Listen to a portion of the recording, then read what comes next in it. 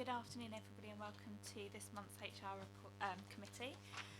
Fire evacuation procedures for this afternoon. There are no fire alarms scheduled for this meeting. Therefore, if the fire alarm sounds, please evacuate the building immediately.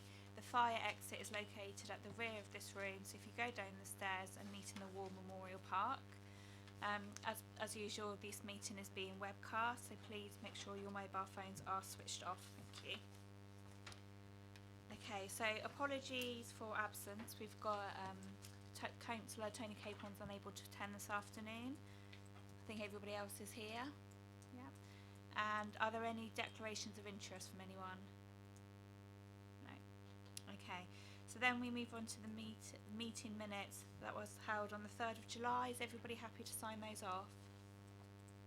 Yeah. Okay, so item 5, I've spoken to the officers and I've understood the history of where this recommendation has come from, and what I propose to do is move it to the end of the meeting and then we'll discuss it in private session. So I think if we then move on to item number 6, so workforce health and wellbeing reports. So we've got Louise Stoner who's kindly agreed to introduce the report. So we have any questions and then debate, and then we've been asked to note it, so please feel free to ask any questions. Okay, thank you, Chair. Good afternoon, Chair and committee members. As you'll see from the report, we have run a number of health campaigns and promotions this year. Financial wellbeing workshops, on-site health checks, and raising awareness of key national events such as Time to Talk event in February and mental health awareness in May, all which support wellbeing and well attended and fully booked. Raising awareness of mental health still continues to be a priority for the Council. We already have a range of supportive measures that colleagues can access, such as an employees assistance programme, occupational health and funded counselling sessions. In March, we invested in training 15 volunteers to become mental health champions.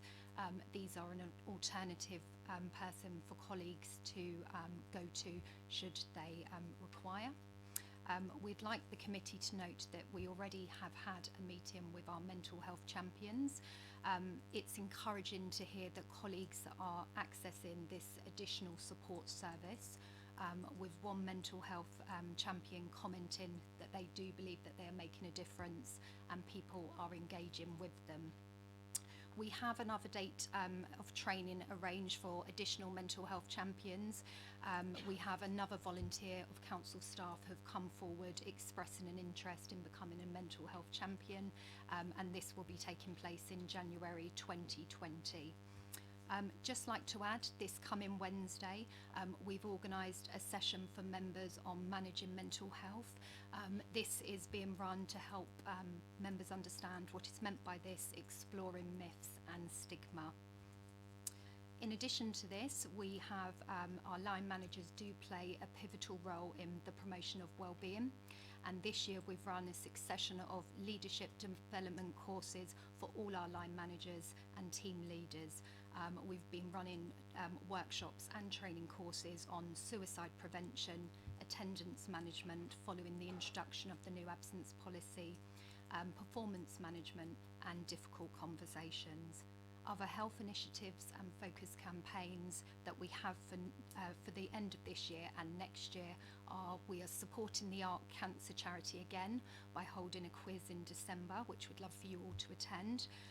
We will also be raising awareness of the menopause, and we have a GP coming on site to hold an information session.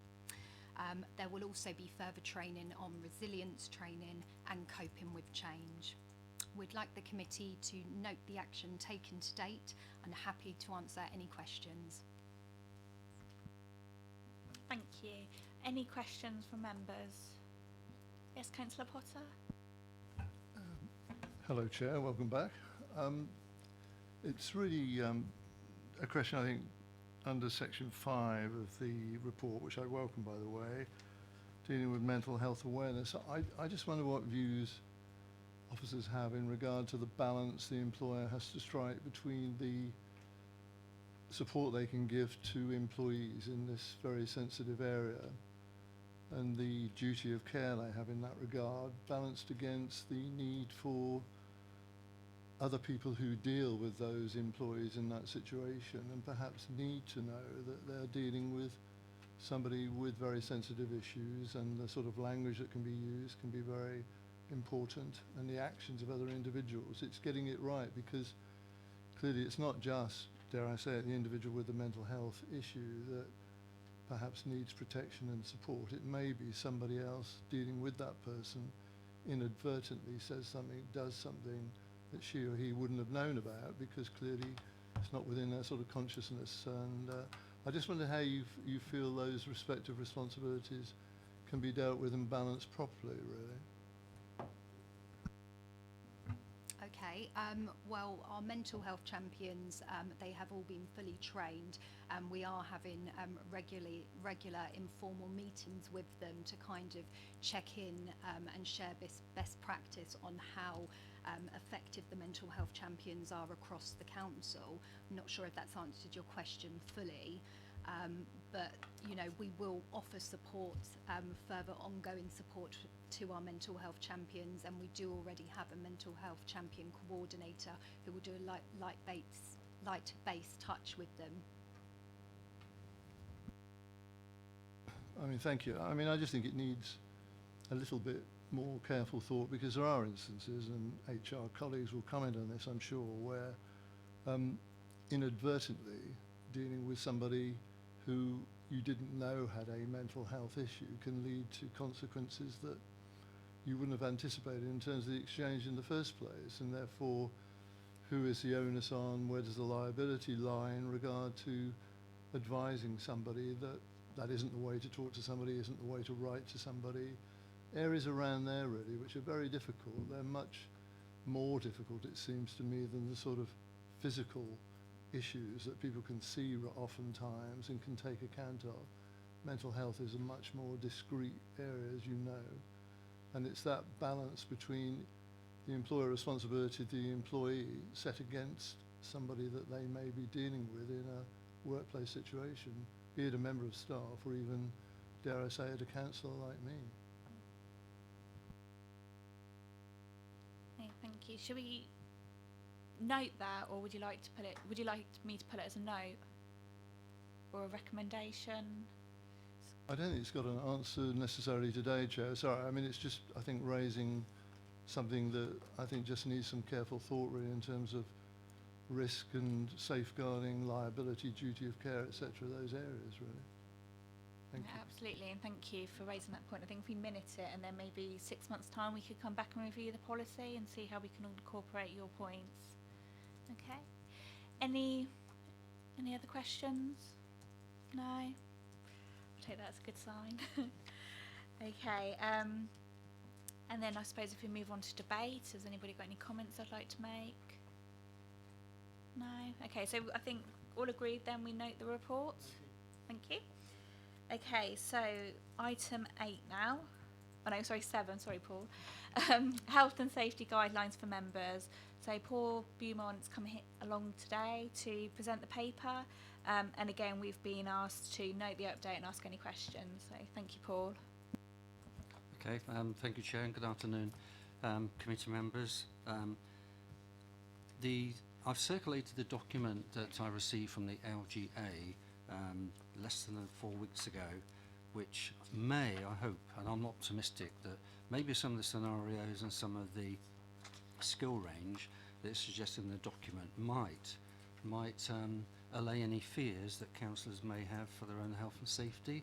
I haven't been given a brief, and if the document itself, which I have read, contains general advice, there are 20 sections, and if I just pick on a couple, a councillor's personal safety and security, their mental health, the home visits they may partake, the lone working, any demonstrations they attend in public, if they were to invite people to their homes, or indeed personal callers would arrange a venue, travelling safety, reporting incidents, social media responsibilities, how a councillor would handle and tackle abuse, and again reporting those incidents, and then perhaps finally, in terms of its content, tackling abuse on Facebook and summary offences and legislation.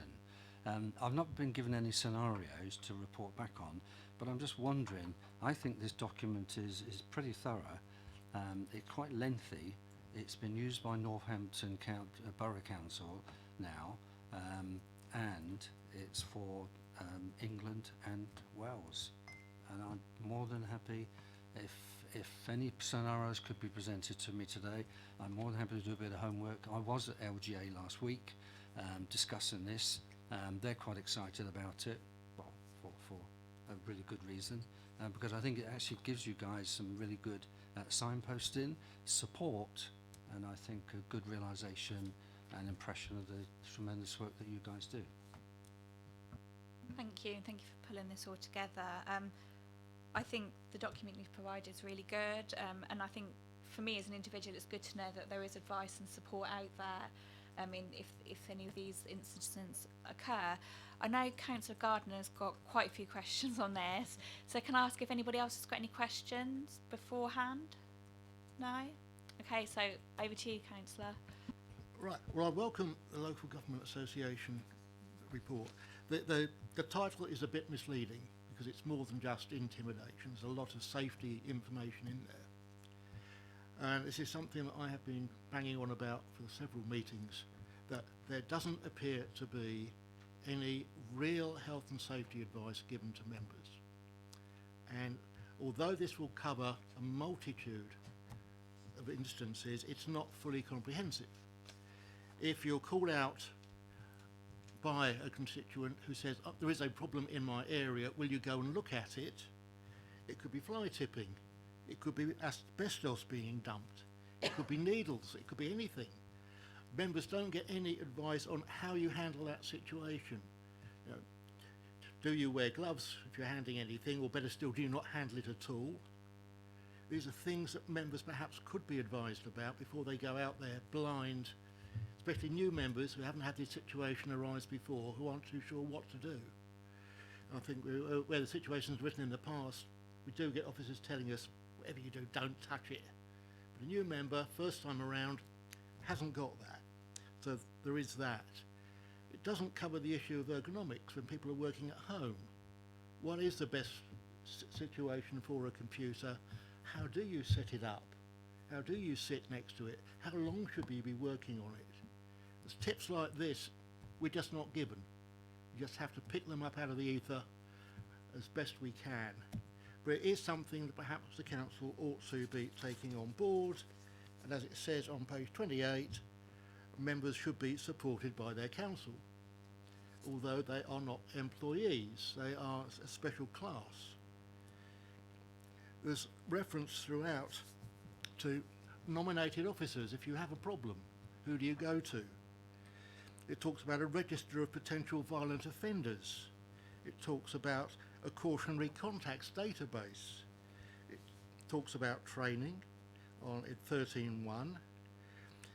Page 21, it says, don't give out your personal phone numbers and home addresses. And most of this information is freely available from the council. So, why is that suddenly an issue in social media? It's already there. It talks about policies, protocol and training in page 22. It talks about insurance, whether the council are covered for incidences with members. It talks about the local police force. It talks about a mental health champion for members. And other councils do seem to have some detailed guidance. So I would like to see something coming out for members that actually gives them a comprehensive health and safety manual to refer to, and the officers who are going to be in there backing them up. It talks about member support.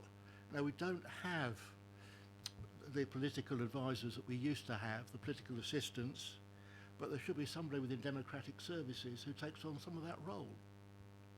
So these are all things I suspect I'd like you to come back with for a future meeting, which I hope you'll take on board. Thank you. Thank you. I think we've got Sue Curden who's got a few points to say. Paul, anything beforehand?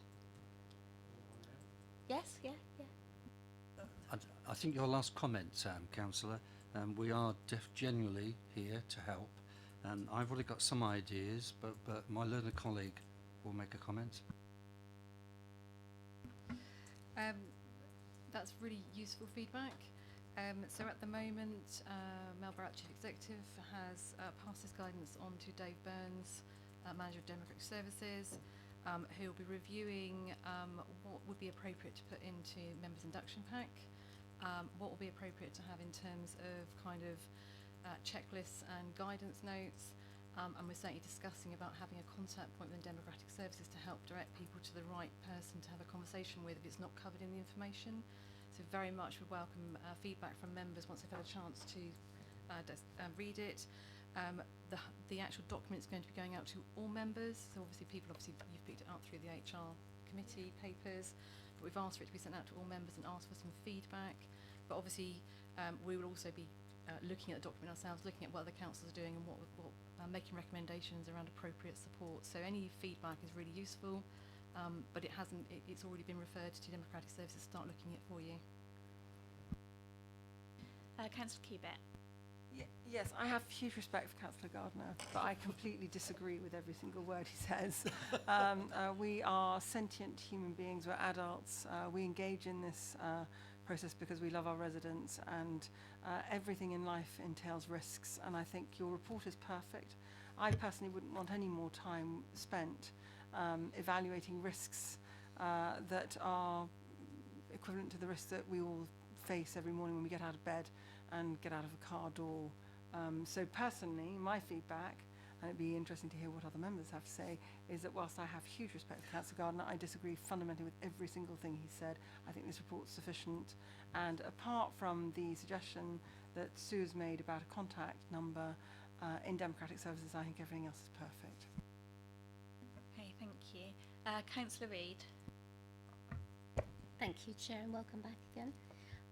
One thing I would like to add, or maybe ask perhaps to highlight, perhaps a little further on, a little further up the report, is what a councillor should do if they are directly threatened or intimidated. So I had an ongoing incident a couple of years ago with a gentleman in my ward at a meeting. He turned up at my house. I opened the door when I was on my own, and he was threatening as well. And I wasn't entirely sure who I should go to. Now, I have to say, I went to legal. They were incredibly supportive and helpful. They sent some desist letters to him, etc. But they also advised him to speak to the police. The police were, again, incredibly helpful, took it seriously. Turned out the gentleman was known to them anyway, so that was helpful. And he was given a warning and a visit.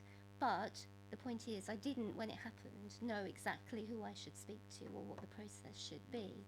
So it would be helpful if the worst case happens and you are directly threatened, you immediately know who you should talk to, because certainly there's support there.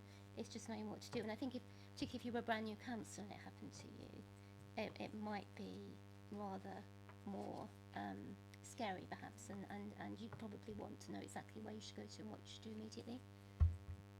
Yeah, thank you. Sue, Some of the things, Dave Burns has already been looking through the document, and one of the things he actually already identified is making sure that what is a normal contact number. So, are you phoning 111, are you phoning 999, or actually is there an instant officer you need to speak to in the police? We want to pull out some contact sheets that actually, so you don't have to keep flicking through a big policy document. You've actually got some very clear guidance. If this happens, this is what you need to do, and then obviously whether you put that by your front door or not is up to you, but actually it's actually quite clear to you, and that's some of the things he's currently looking at. Some of that will be part of the members' induction going forward, and then obviously if you happen to, I don't know, you might be out and about, you haven't actually got it with you, you need to know who you can contact to actually remind you what that information is.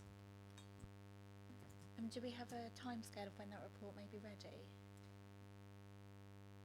So I suspect that we're looking at it now. We will be looking to incorporate that into members' induction from May. So obviously, if you want to report back in March, which is the next HR committee meeting, that would fit within that timeline.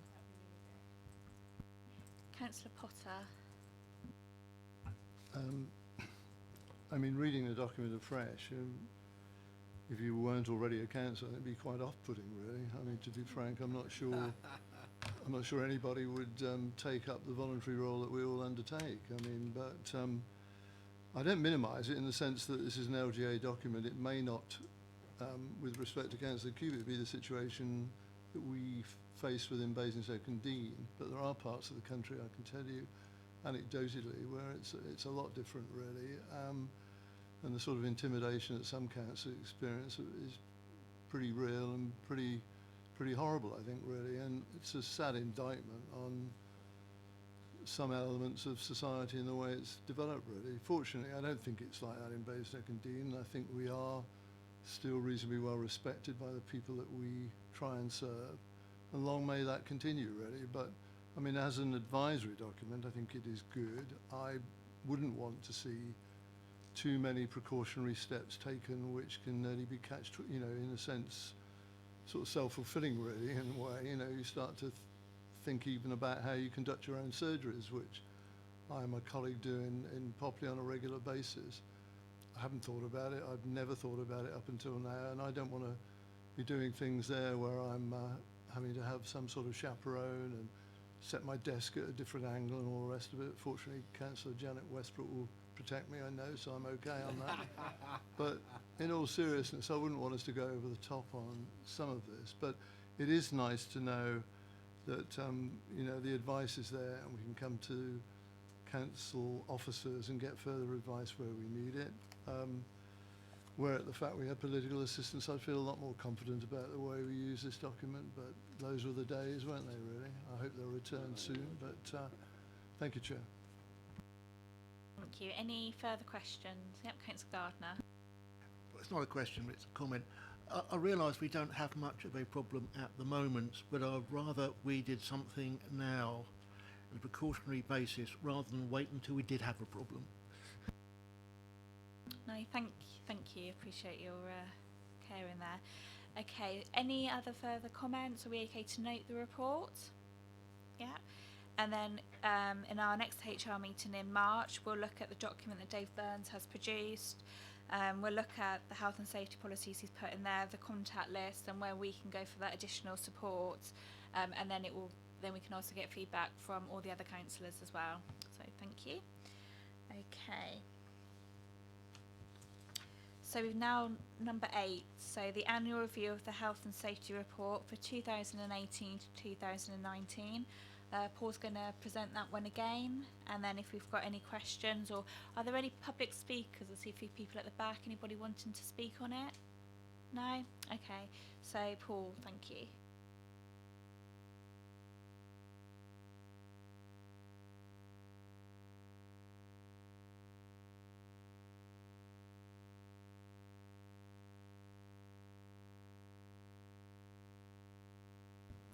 Okay, thank you, Chair, and fellow colleagues. The report I present to committee today is an annual report from myself and from the membership of the 2 health and safety committees that we have in Basingstoke and Dean. The report details the health and safety performance of the council during the financial year 2018 and 19, in which we achieved a 15% reduction overall of near misses and physical injuries. This is largely down to, I believe, and the committees believe, it's a positive, sensible and consultative health and safety approach that we have here at Council. We mitigate risk, starting with a thorough safety induction programme. We provide skills training, toolbox and team talks by managers to their staff. We look at design systems of work, risk assessments, a robust safety policy to prevent serious injury and ill health occurring. Whether these work activities are carried out by our own staff, by our volunteers, or indeed our contractors and agency workers. We have a no blame culture in the council, so we want people to come forward. They do come forward, and generally we consider ourselves seen as a solution here for combating some of the ills and problems in other workplaces. In the report, I've explained the safety journey and action plan that we took in 2018 and 19. But we're not here to be complacent. We will continue to invest in providing training to our staff. We have already started to refresh present safety skills that employees have, many with certification, but we won't hesitate to challenge staff behaviour should that occasion ever present itself. The ongoing commitment shown by the management team, Unison safety reps and the 2 council safety committees is worthy of respect. And in the closing stages of the report, Chair, I'd like the committee to note the contents of the report and work alongside all of us in our journey of health and safety continuous improvement. Thank you. Have you got any questions? Yes, Councillor McKay? Firstly, a question just to ask whether the council has a zero accidents and incidents policy.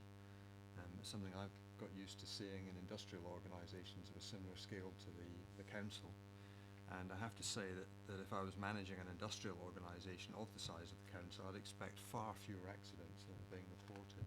I note the continuous improvement, and that's to be welcomed. I'm just bringing my experience from outside of the council operation, if you like, and these sort of statistics I'd have expected to see 10 or 20 years ago in the industrial setting.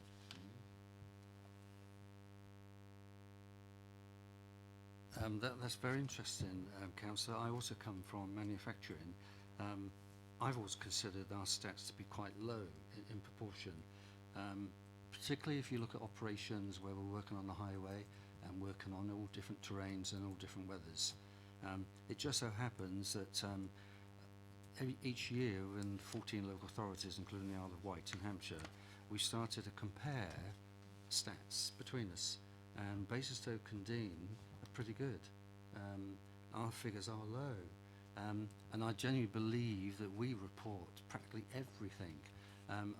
I'm amazed sometimes that there are certain categories of incidents or mishaps that don't seem to be reported, but we require near misses, we require everything, we really do.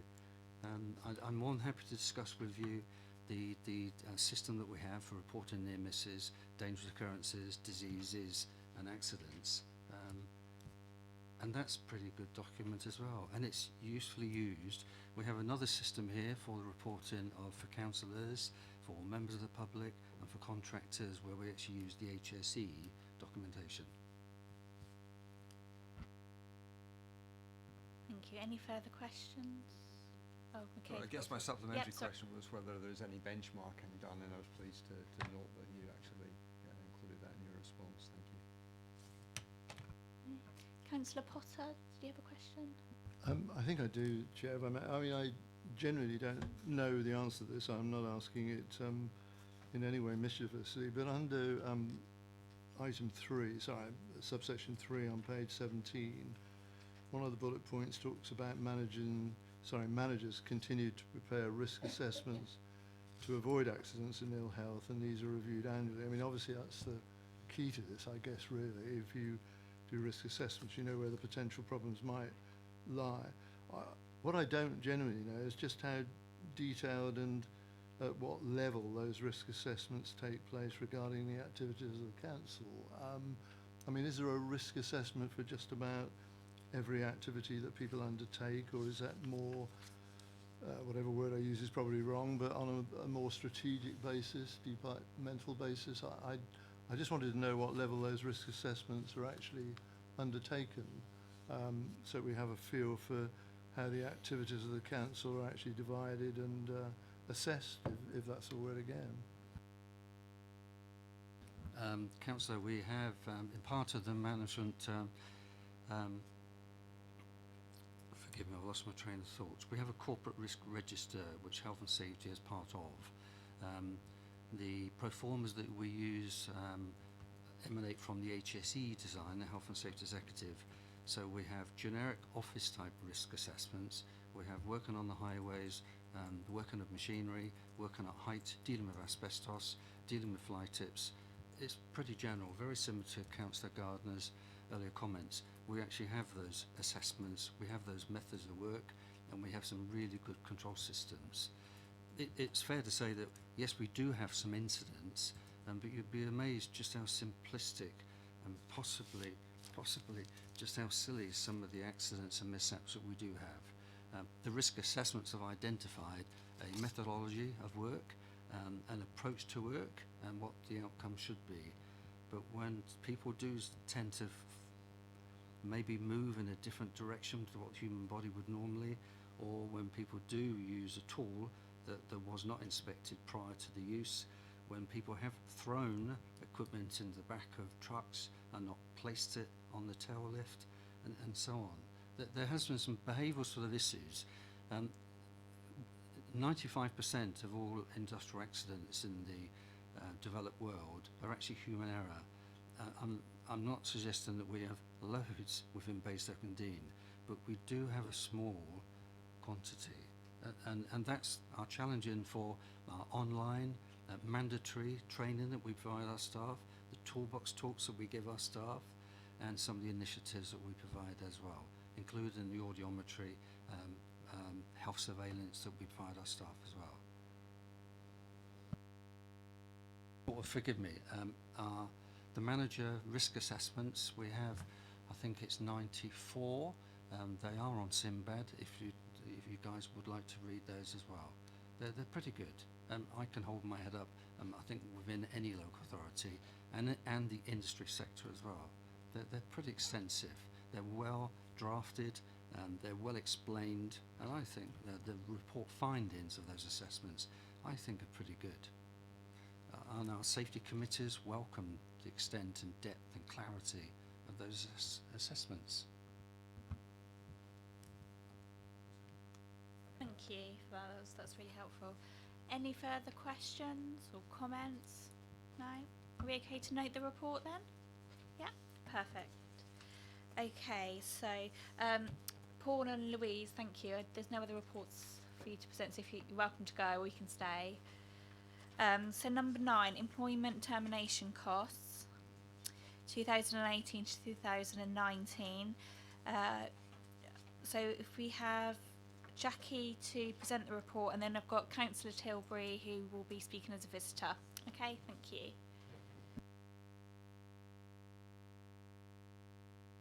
Councillor Potter, sorry. I just wanted to ask a question, if I might, just before we start and get into this, in regard to the report we have in front of us. And if I've missed it, and if it's in it, and if there's a supplementary report that I haven't come across yet. I just wanted, in the July council meeting, I think colleagues may remember that I raised an issue about the public council scrutiny of any settlement agreement of £100,000 and above, which relates, as you know, to a section of the Localism Act 2000. And at that time, I had an answer from the leader of the council, and I think it was the then chair of this committee, saying that a report on that specific area would be brought to the HR committee. It was going to be September, but we know that was superseded, and here we are today. So it was that particular element, really, about the public reporting of and discussion at a full council level that I raised and was promised that we would deal with it. I just wondered, is this going to be dealt with today? Is it in the report, or is it a supplemental report anywhere? I wouldn't want to think that got forgotten any more than you would you?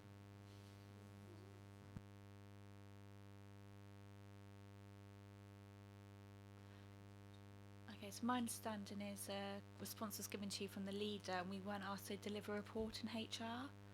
So it won't be covered today, but if you would, we can always get it back to HR. Well, I've got the council minute in front of me, and I always trust those, as you know, which talks about the.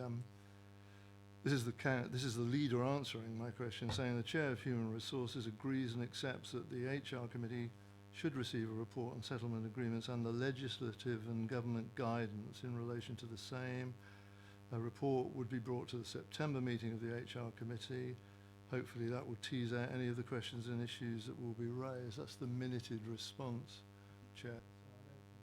I beg your pardon. I don't think it quite covers the point I'm making today in terms of the response, does it?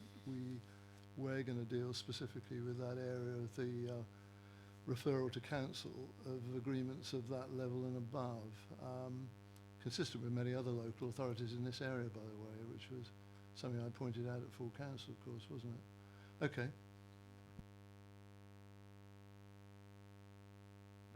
In response, Good afternoon, Councillor Potter. In response to your question, obviously information will now be taken to full council for both entry and exit payments over 100,000, and that was addressed in the pay policy, so that's been updated in the pay policy already, which came to HR committee and then to full council for approval. So that's already in place. Are you satisfied with that, Councillor Potter? Would you like to look into it further? No. Okay. So sorry, I've just come back to the committee, so I did miss it. I apologise. Okay. Thank you for raising it though. Okay. You okay to present? Good afternoon. This is a report that was actually at the last HR committee, but unfortunately due to administrative error, it only included the settlement payments and didn't include the redundancy costs. So I've now resubmitted this report to you to include both settlement and redundancy costs.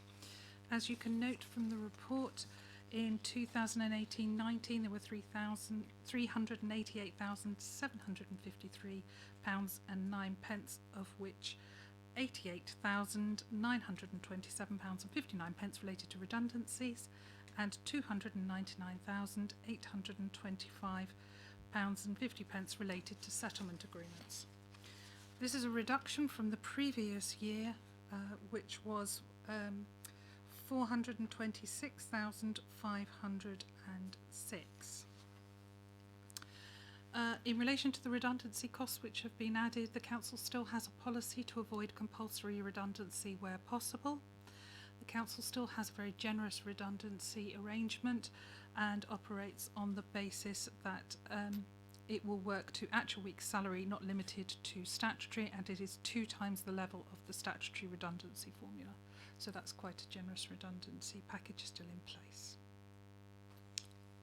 Thank you. Thank you. So Mike, thank you. Okay. So Councillor Tilbury, I believe you want to speak. Thank you, and you have 4 minutes. Hey, thank you, Chair. Nice to see you back. Yes, I did raise this at full council, obviously, and Councillor Potter raised sort of similar issues regarding particularly the level of the settlement payments there. Unfortunately, the previous chair couldn't answer. She had to leave the meeting suddenly, and then suddenly she had to leave the council soon after. So we didn't get very far with that, but we had some correspondence with her, myself and Councillor Potter, and she was obviously quite disturbed by this as well, and obviously the way we really need to look at this. In fact, if you look at the old report last year, the recommendation to the HR committee was asked at the head of Human Resources and Organisational Development to undertake a review of policies and processes related to termination to ensure that costs are kept to a minimum. Clearly that didn't work, did it, this year? Because in fact, over the last 10 years, our total settlement costs have been about £254,000, which is quite high. But in the last year it was £299,000, well, nearly £300,000, which, as I pointed out at the full council meeting, that is almost the same amount we raised by increasing the council tax by 5%. So that was not exactly the best use of our taxpayers' money, was it? And I'm sure they would think that as well. But again, it's also more than we've spent in the last 10 years. So there's something seriously wrong here.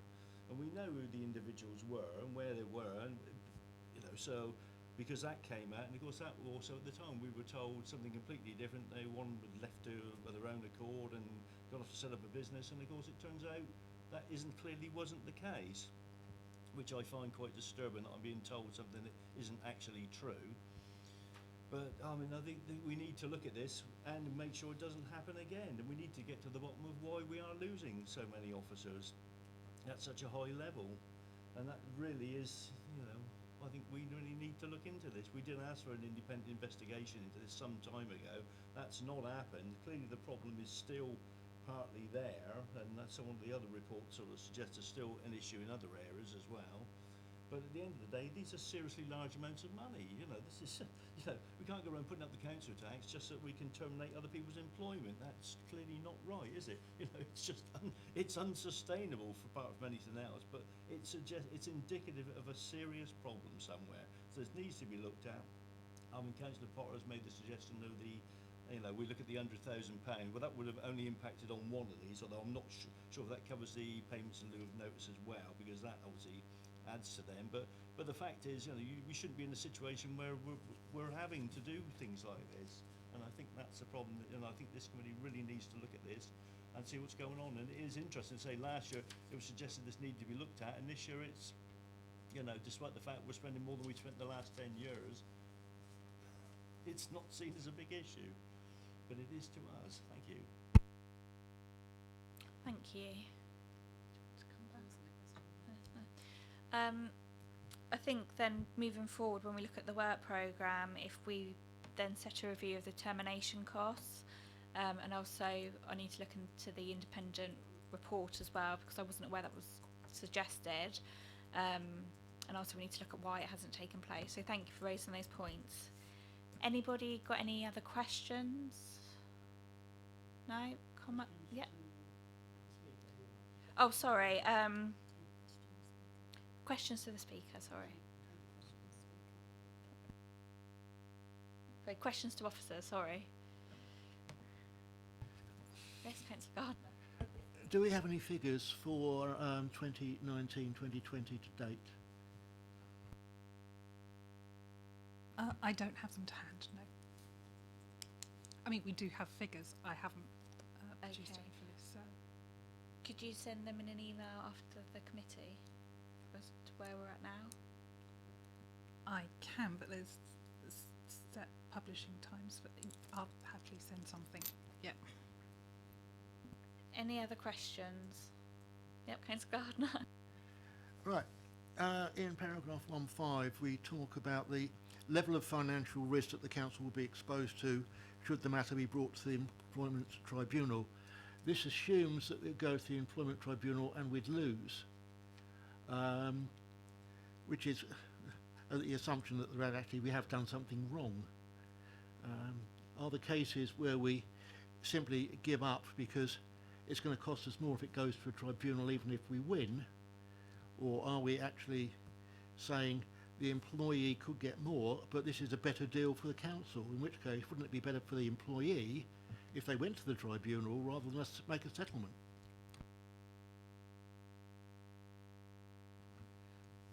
We do review each case on its individual merits. It is true that we do look at employment tribunal cases on a cost to benefit basis. Taking a case to employment tribunal is very expensive for a local authority, with barrister costs, solicitors costs, and obviously staff costs to support any case. However, that doesn't necessarily mean that we would automatically settle any case that goes to employment tribunal. We would take into consider other factors like the reputation of the council and the strength of the case. That's basically how it's evaluated. With regard to things like settlement agreements, in relation to settlement agreements, we would take independent legal advice from specialists in employment law to evaluate what might be the potential cost that we might have to pay out in order to ascertain any decision on a cost to benefit basis. Thank you. Councillor Cubitt. Yes, in relation to these extremely high costs, are we entitled in the committee to know how long the service was? I don't want to know the names, but the service of the employees concerned before these costs were awarded. And I ask that question because I wonder whether the contracts that we're signing with recently employed very senior staff needs some legal evaluation to see whether there is something that we are not doing that we should be doing to protect the interests of our tax-paying residents and to protect the financial interests of the council.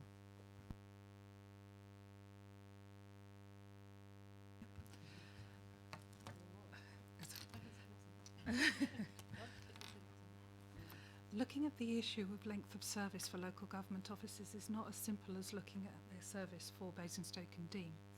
We have what's called in local government a modification order. The modification order protects council staff that move from different public sector organisations covered by a modification order. So you could work for 5 or 6 councils, you could work for other branches of the public sector that may be covered by the modification order. So when you come to Basingstoke and Dean, your service is continuous through that entire period of your service, not just for the period of Basingstoke and Dean. In relation to looking at how we can protect the council, we do have probation procedures, and obviously someone's employment rights, even someone coming in from another local authority to this local authority, even though they're covered by modification order, would still have a probation period where we could evaluate whether they meet the required standard of Basingstoke and Dean, and that is our safeguard. But if you were to make someone redundant, or if you were to look at the issue of termination of employment, then their length of service covered by the modification order is the period that you would look at, not just the service to Basingstoke and Dean. Councillor Cubitt. Sorry, my jaw's just dropped. Okay, I'm sorry, because we're paying these guys unbelievable salaries, and in the private sector you pay people unbelievable salaries because there's a risk when they move, that the risks that they've taken are because they're moving institution. I have never heard of a modification order before, and what I would like you to tell me, because my jaw has dropped, since I became a councillor, the senior management in our council were on, when I first arrived, I think a maximum salary of about 60,000. We've now witnessed what's called the commercialisation of salaries, and I thought that was to reflect the risks of people changing from one organisation to another.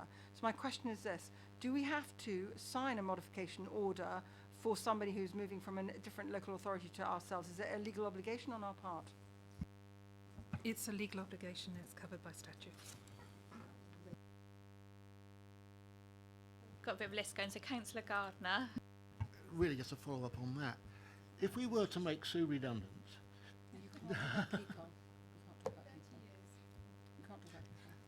if we were to make the senior financial officer redundant, all her past service would be taken into account in terms of redundancy payments, which is based on her salary now. Is that correct? That's correct. Yes, that's correct.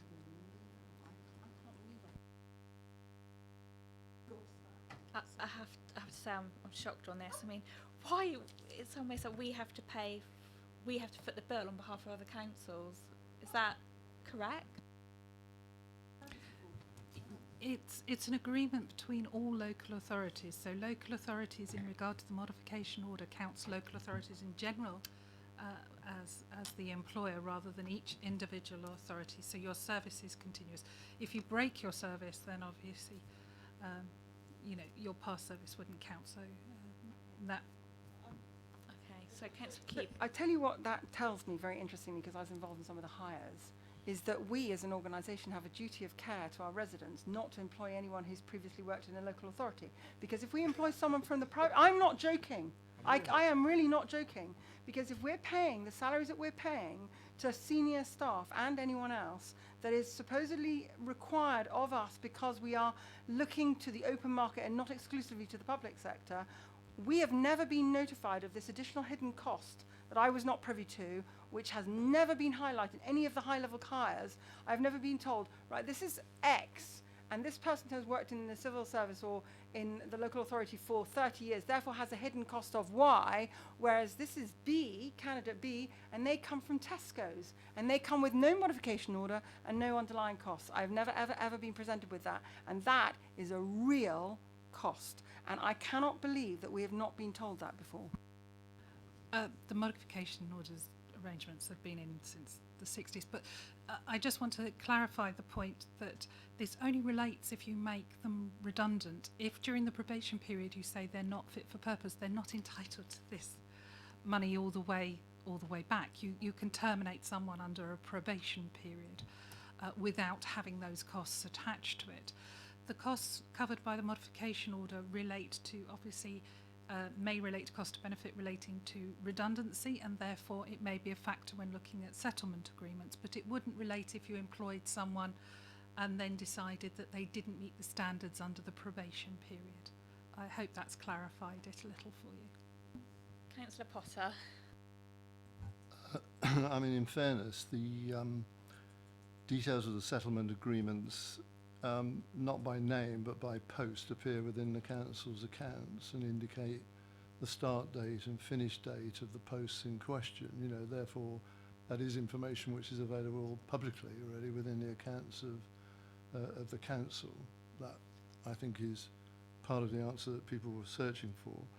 And I mean, I've got some experience, as you probably know, in terms of negotiating these types of agreement from the other side, really, when I used to work for a trade union, and they are sensitive agreements, fortunately made fairly rarely, and that's the fact of it. And they are this balance between the best interest of the individual and the best interest of the employer to avoid additional third-party involvement and possible involvement of an employment tribunal. It's a question of balancing the risks that apply to both parties in that type of negotiation.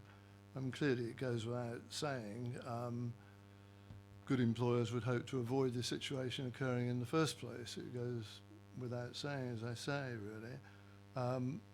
But I think that clearly consistent with what Councillor Tilbury has said, really, because of the relatively large amounts of money that are involved in this, we do need to understand rather more than we ever have done, I think, about the background to such agreements, the need for them, how they were composed, and that doesn't mean getting into the sort of confidential area of negotiation in the minutiae around a particular employee's departure from this council or anywhere else, but having a better understanding of how that need arose in the first place, especially when they are payments that of the sort that we're talking about, would be no bad thing, because up until now, even though we are councillors representing, I hope, the people that, you know, throughout Basingstoke and Deane, we've had little to do, I think, really, with the types of negotiations that have been going on, nor a proper understanding, really, of how the need arose. And I think we could do better than that. And the accountability scrutiny of council, which is something we bear all reference to within the Localism Act, is something that, you know, we do need to refresh ourselves on and have a look at.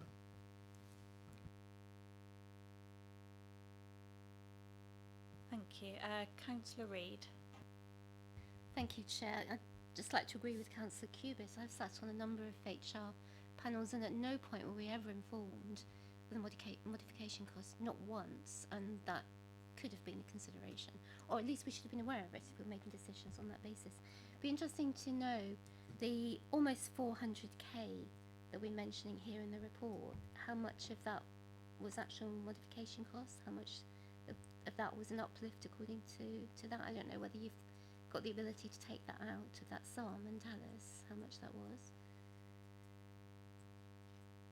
Obviously not now. I wouldn't expect you to be able to answer it now, but I'm more than happy to advise you in relation to how the modification order works and how it breaks down. In relation to individual cases that have gone on in the past, I cannot release any more information than I've already done, I'm afraid. But I'm happy to talk to you about how it all works so you can understand it for the future arrangements.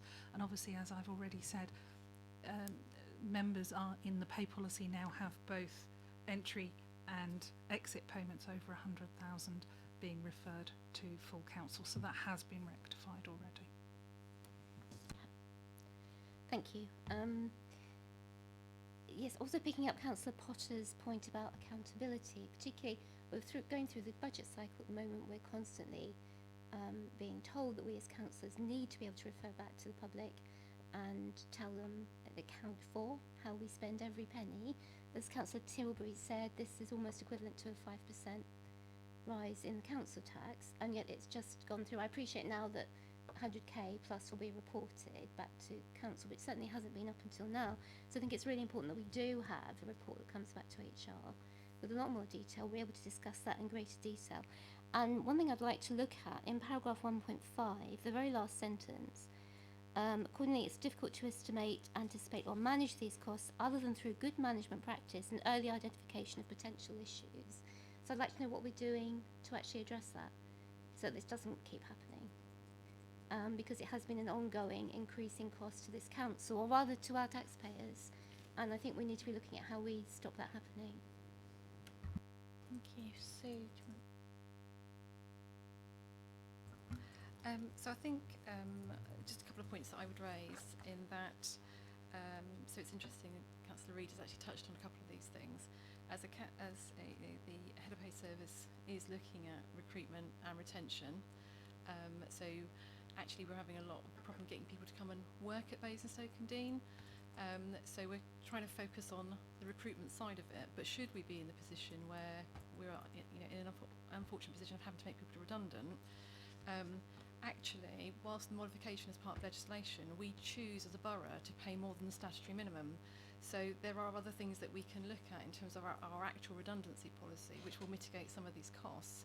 But obviously, if we get to that point, we currently have our policy which says this is what we have to pay. So we can look at the policy in terms of the actual what do we pay under redundancy. But in terms of the recruitment retention, I would suspect strongly that the reason why you don't have conversations around what would it cost if this employee left the borough is because actually we're looking for the right skills and experience to undertake the specialist activity that we need. And in the past we wouldn't have deemed the cost of redundancy or termination to be a key factor in that. We're trying to get the right skill set into the borough. Doesn't mean we shouldn't do going forward, but we wouldn't have necessarily picked that up as part of the recruitment process. Councillor Cubitt. Yeah, I mean, all I will say is, firstly, as you, I'm sure have detected, I'm completely shocked. I come from the private sector, where you move companies, you increase your salary, and you take the risk, and you might lose your job, and you certainly aren't considered to have a 30-year employment record when you moved in order to increase your salary as a protection mechanism.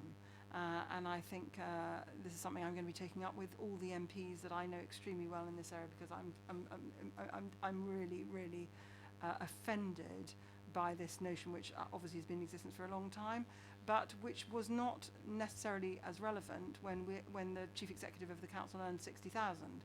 Now we're talking about senior management of over 140k per head.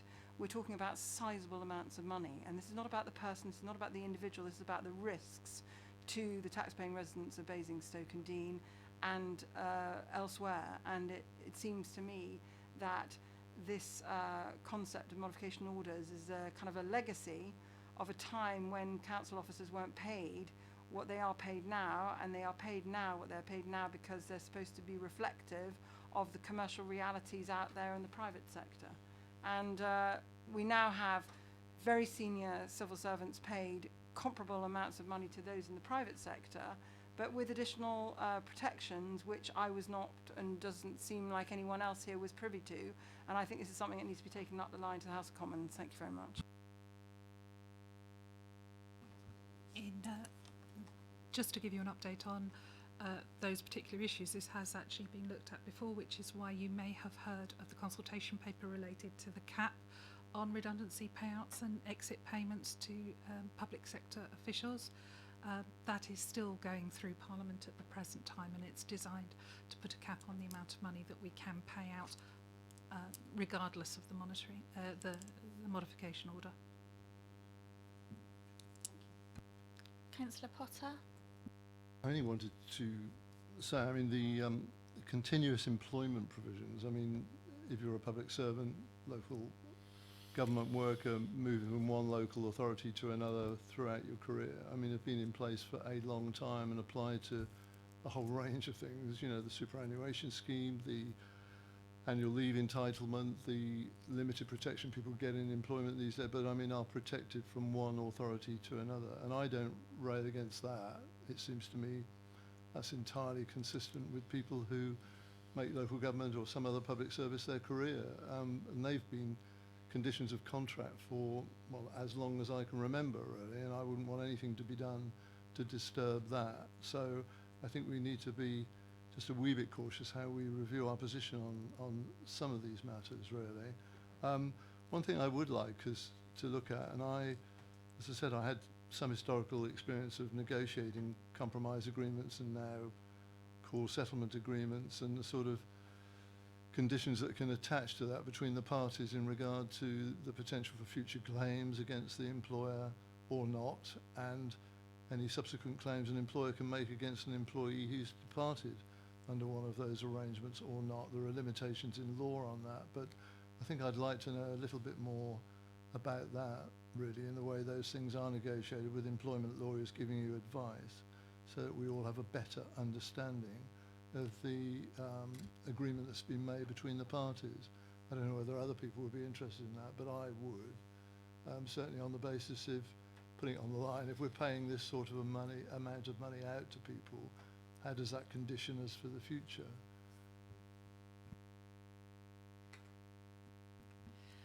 I'm more than happy to provide a training session on what is a settlement agreement and how they operate. Councillor Mackay. Just a question to try and get clarification. The modification order, are we saying it brings a contractual obligation beyond statutory redundancy payment? What it does is it doesn't give the value of the redundancy payment. What it does is it gives the length of service for calculation of the redundancy payment. So whether you operate statutory or whether you operate above statutory minimum, the calculation is timed by the service, and the service covers by modification order, not by the local authority that you're currently in. Perhaps you could remind me what the maximum statutory redundancy payment is, because from recollection it's around 11 or 12,000 pounds. Yes, it's about that figure, and there is a maximum on the number of weeks, which is 20. Councillor Gardner. Really, on the subject of redundancy, I don't want to get obsessed with what is actually a relatively low number, which is the redundancy number. The big number is the settlement number, and that's the one that we should be concentrating on. Any further questions, comments?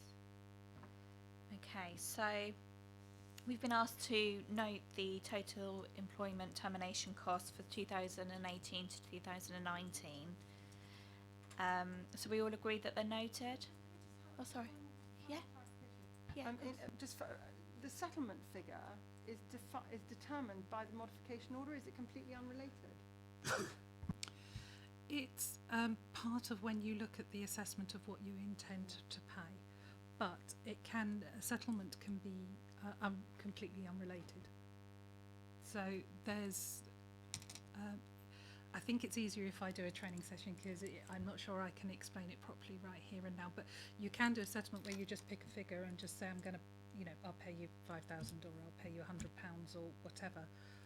Or you can start looking at what it would have cost you to have got rid of that person under the procedures that you have in place, and what the value of that cost would be against how you calculate the settlement arrangement. But I think it's easier if I offer some form of training session rather than try and explain it here.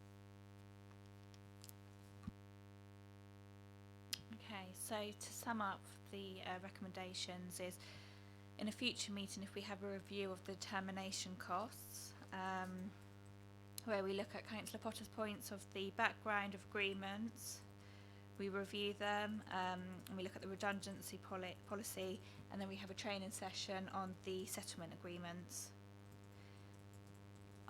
I can't supply the background of the agreements that have already taken place. Oh no, sorry, the agreements of the policies, the background of the policies, sorry.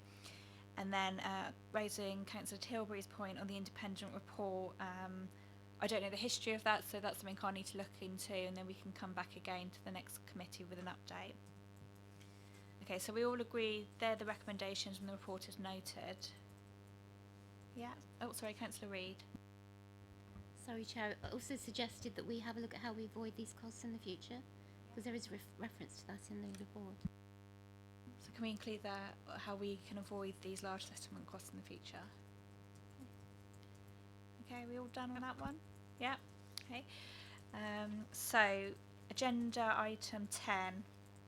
So the ethnicity pay reporting, and if I can hand over to Jackie on that one. To be honest, there's not much to update on this. We did agree at the last HR committee that I would update on the ethnicity pay reporting. However, the consultation has taken place by central government, and we were expecting a report from them on what we were supposed to now be reporting on, what it would look like, and what actions we were supposed to take. Unfortunately, they've now delayed this, so we don't have any update information on that. As you can see, I've done a verbal update, but obviously you're more than welcome to read it. The council, like most local authorities, has started to prepare on the basis of what it may look like. We have asked a considerable number of questions from central government on what they expect us to collect data-wise and how they expect us to collect it. But we have prepared here in the sense of we have voluntarily updated our declaration of interest and our data update forms that we send out electronically to staff. This is still on the basis of a voluntary basis and on a self-classification basis. But I will update you further once we receive legislative guidance from central government. Thank you. Any questions, comments? No? So all noted. Okay. Move on then to item 11, which is the HR Operations and Workforce Update Report. And again, Jackie to present. Okay, thank you.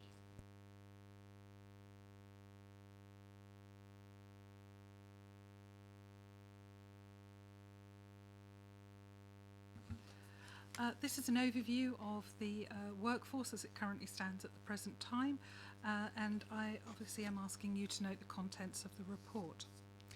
So as you can see, we have looked at the issue of turnover. The identification of turnover related to staff with under 2 years employment now seems to be the major issue for the local authority for Basingstoke and Deane at this present time. And HR are currently working on strategies to try and address why staff are leaving within a 2-year period.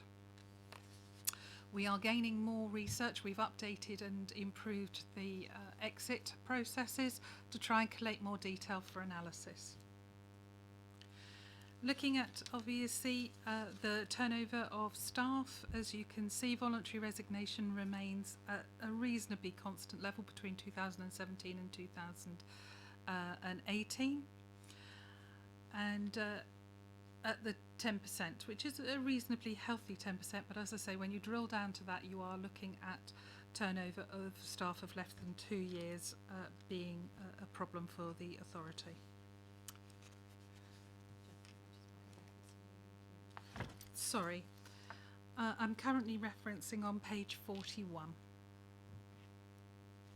which identifies a voluntary resignation turnover 2017-18 as 10.70% and 2018-19 as 10.40%. Underneath that, I've done a breakdown of reasons for leaving. As you can see, voluntary resignation is our highest reason for leaving.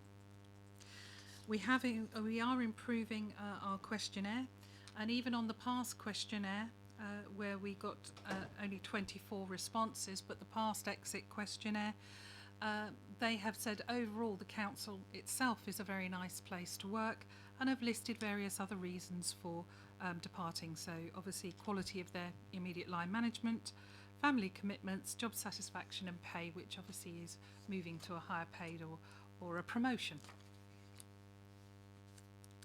We do still have the problems, as with most local authorities. Obviously, central government have listed out what is called the shortage occupation list. And the shortage occupation list identifies a number of roles nationally and locally where it is very, very difficult to recruit to. And obviously we have various roles that are identified by name within that shortage occupation list, and we are looking at various strategies to help make sure that we have people with those skills coming to work at Basingstoke and Deane.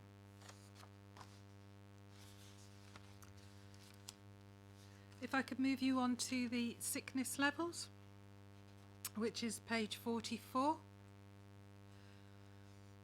As you can see on the sickness levels, they are starting to reduce for 2018-19. As you're aware, this committee approved the new sickness policy, which has been in operation a very short time, but does appear to be having an impact and reducing sickness absence.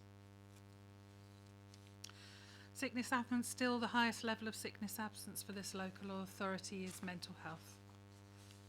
If I could refer you to page 49, that identifies that anxiety, stress and depression, we lost 950 working days with 42 individuals. As you go down for the reasons of absence, you may note that it will have the comment data withheld. It is the policy of most councils where the figure is less than 5, we put data withheld to avoid any potential risk of individuals being identified. As you can see with the introduction of the new sickness absence policy, on page 48, the number of staff with 0 absences for the year has actually improved, with 52% of staff with 0 sickness in 17-18 and 54 for 18-19. And in the first quarter of 19-20, it is now 78% of staff with 0 sickness absence.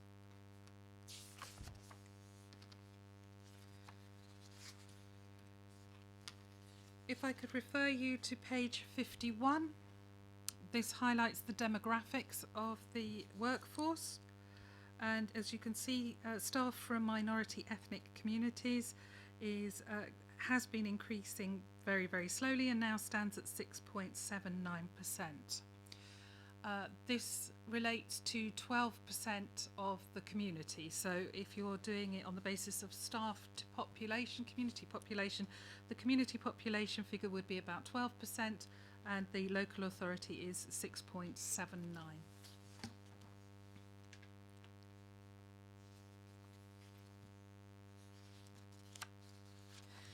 Legal updates. Obviously we've got legal updates related to GDPR. Now very strict guidelines in relation to how we operate with regards to data.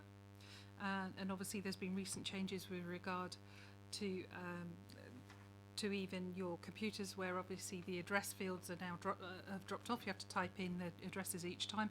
There will be other updates as GDPR develops and is tested in the courts. We will obviously keep you updated on that.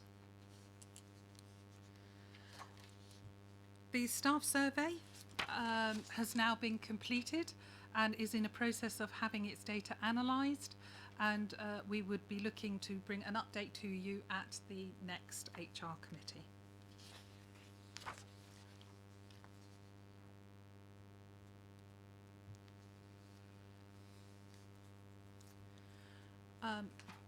Pay and reward. We are looking to at the rewards and benefits, the pay and benefits that the council currently offer. That project is currently still under review and an update will be with you at the next HR committee. Thank you. Any questions? Thank you. Any questions? Councillor Cubitt. Just on relation to the ethnicity stat that you gave, which was that our employees are at 6.6, but that the population at large is 12%. Where do you get the 12% from? Sorry, it's the census data. The council's published census data. From which census? The last census. It's the current data. The current published data. So which year was that census taken? I think it's 2018.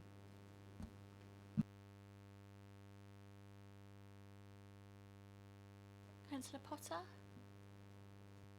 Yeah, looking at page 41, where some reference was made obviously to the exit interviews that take place. Disappointing to see in some ways the relatively low return on that. I don't know what else we can do to encourage departing employees to complete that, but there are 4 bullet points listed: quality of management, personal / family commitments, job satisfaction and pay.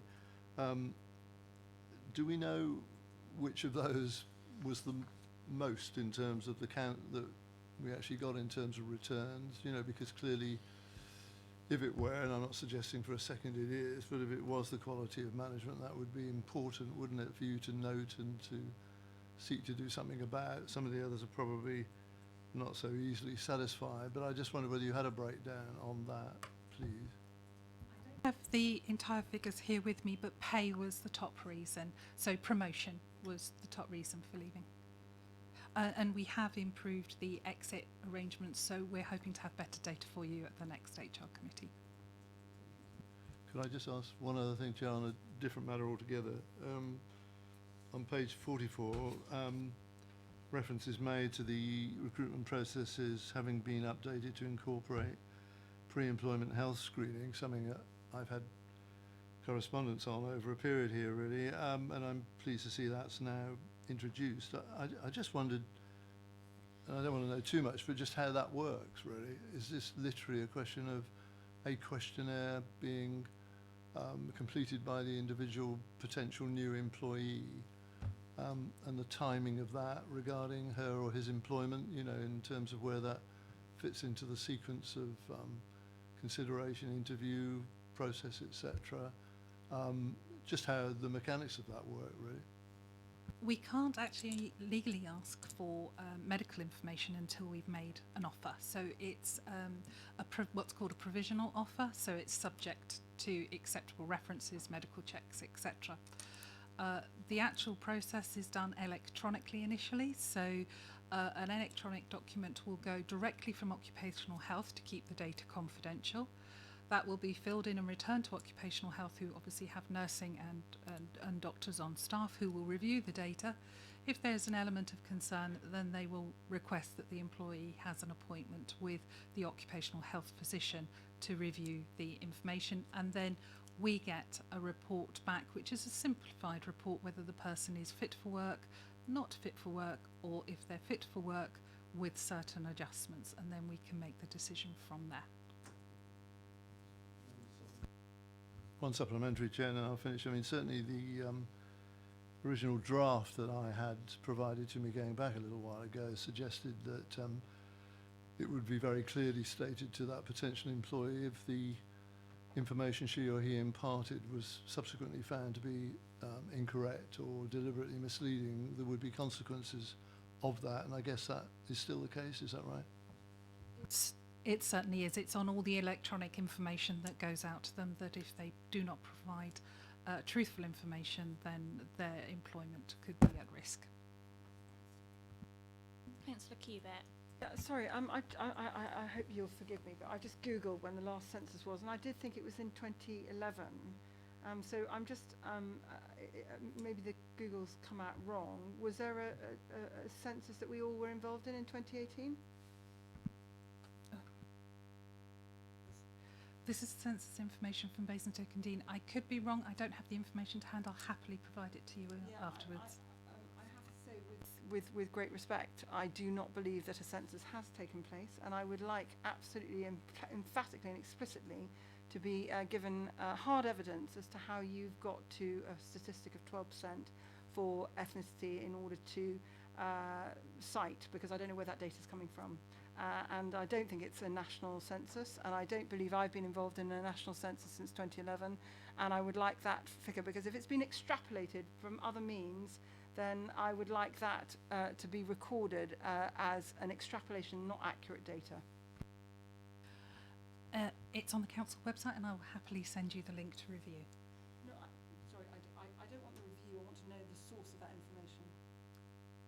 I just advised you that where I obtain the information, and I'm happy to send you the information where I obtain it from, and the link of all the information that's on there, so you can see for yourself where I've obtained it from and where the person who's placed it on the council website has sourced their data from. I'd be very appreciative, and possibly the rest of the committee would quite like to know where it's come from, because if there hasn't been a census, it sounds like it's sorry, you can tell John. Oh, sorry. If there hasn't been a census, I'd be dubious about the statistic. Okay, Councillor Gardner. Right, first question. On page 38, 1.2 at the bottom, a large percentage of leavers have been in post for only a short time. Do we know how many of those were within their probationary period? I'm afraid I don't. It doesn't form part of the report, and I don't know it offhand, but I'm happy to provide you with that information. That would be interesting. On page 41 we talked about quality of management. On 49 we talk about anxiety, stress as being a major factor of illness. Now presumably anxiety and stress is partly work related and partly domestic. Presumably some of the anxiety comes out of the quality of management. Is this an area which we are concerned about, and are we looking at it? We have addressed training to managers on how to manage people with mental health, depression and stress.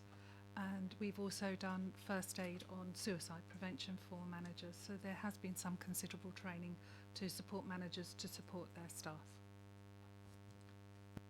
Okay, lastly, page 57, risk management. A risk assessment has been completed in accordance with the Council's risk management process, has identified no significant red or amber residual risks that cannot be fully minimised by existing or planned controls. Are there any red or amber risks? If so, are they covered by existing controls? And if they're planned controls, when will they be coming into effect?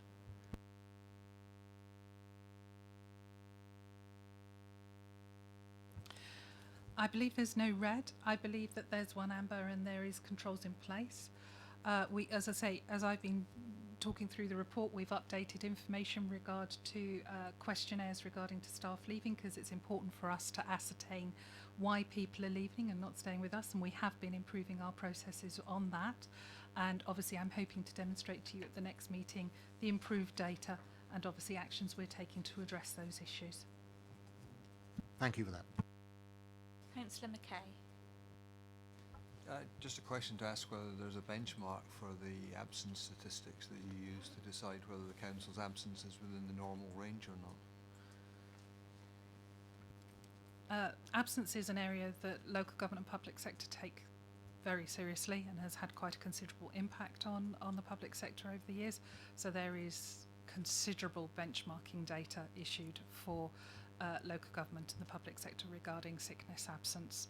And that comes through various sources. We've got information for benchmarking from the CIPD surveys on sickness, and obviously the National Office of Statistics in relation to sickness absence in the public sector, as well as obviously the information each council issues itself. So the Local Government Association, London councils, they all issue out benchmarking data for us to compare with.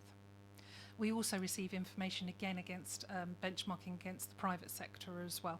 So there's various data that comes out for both the public and private sector, so you can benchmark against both. I'm more than happy if you'd like some more detailed benchmarking in the report in the future, to review the report to see if we can get some more benchmarking highlighted for you.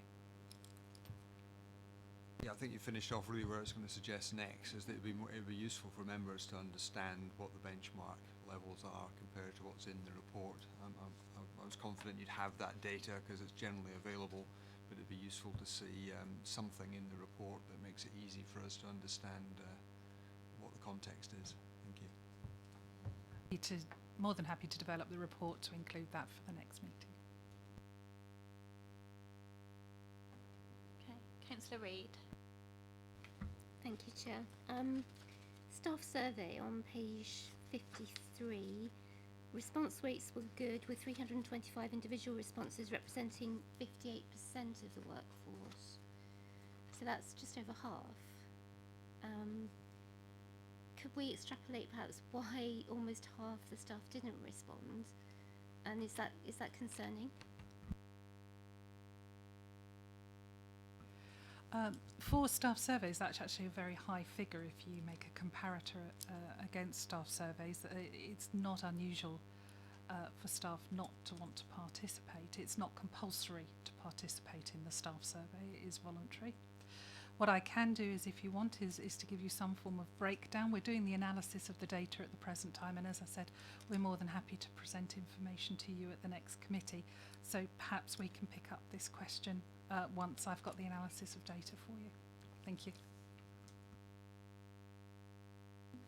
Okay, so are we all okay to note the report, and then we've got a few outstanding actions.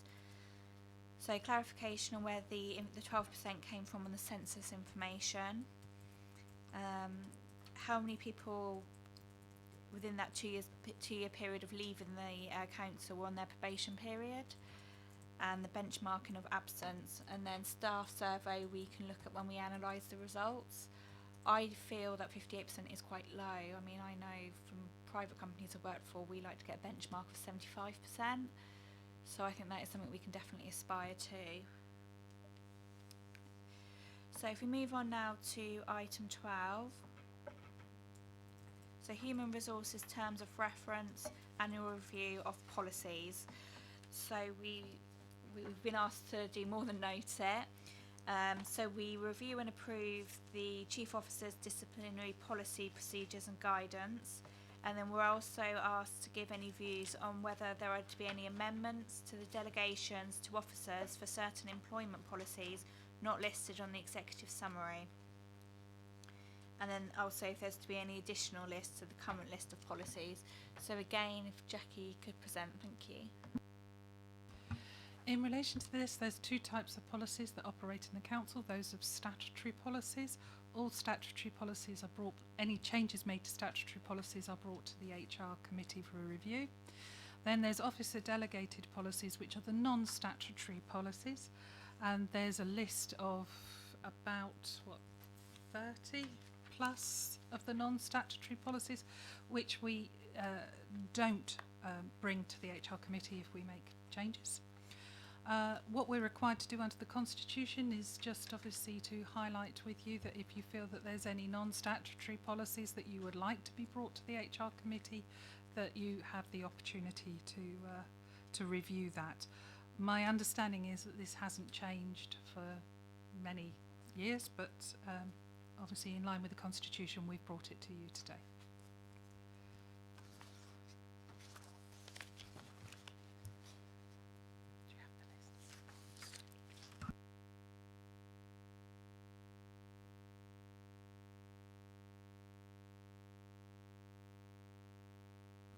I can highlight to you the statutory policies which do come to you, which is the Code of Conduct, Safeguarding, Health and Safety, whistleblowing, equal opportunities, including disability, gender, race, the pay policy, performance management and staff discipline, conduct, capability and grievance procedures. Those are the statutory policies which obviously come through to the HR committee. I'm not sure if you want me to read out all the other policies, but I'll give you an example of them. Obviously, maternity policy, lone workers policy, legionnaire management policy, information security policy, protected salary policy, purchase card policy, overseas travel policy. Those are just sort of a few examples which are normally dealt with at officer level. Oh, and smoking policy, we still have a smoking policy. I'm happy to circulate the list, or if anybody has a particular policy they would like brought to the committee, or to review any changes to the list, then obviously we're happy to take your questions on that. Councillor Gardner. As we haven't got the list in front of us, it's very difficult for us to say which of those should actually be referred to this committee, which is what we're required to do under this paper. So could that list be circulated before we actually conclude this meeting? Absolutely.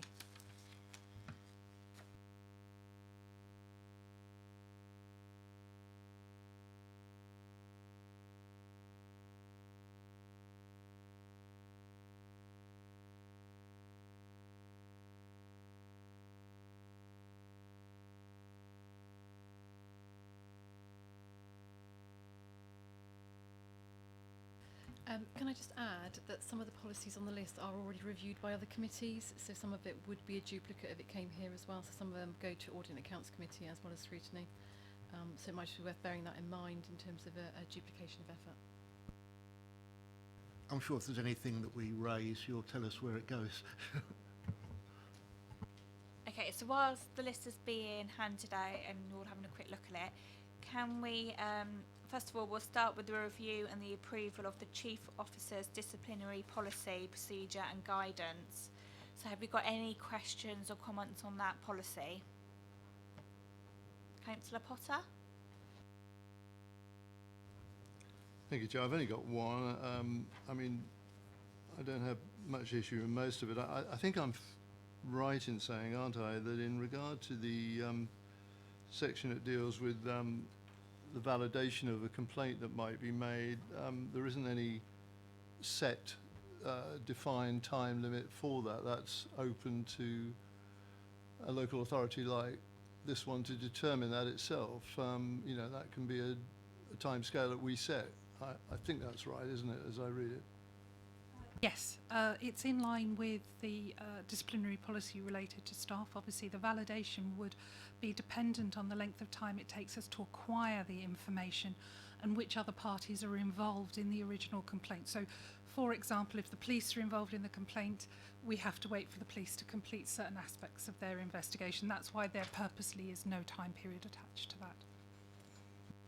I mean, so that Sue doesn't panic, really. I mean, I have to say, making a complaint against a statutory officer is probably, it would be more, I've said this elsewhere, probably more, it would be easier to make a complaint against Vladimir Putin, I think, really, than it is. But on a serious point, seriously, under, where is it, page 69, I think we're suggesting a complaint to be raised within 3 months of the complaint or the incident, the concern or incident occurring.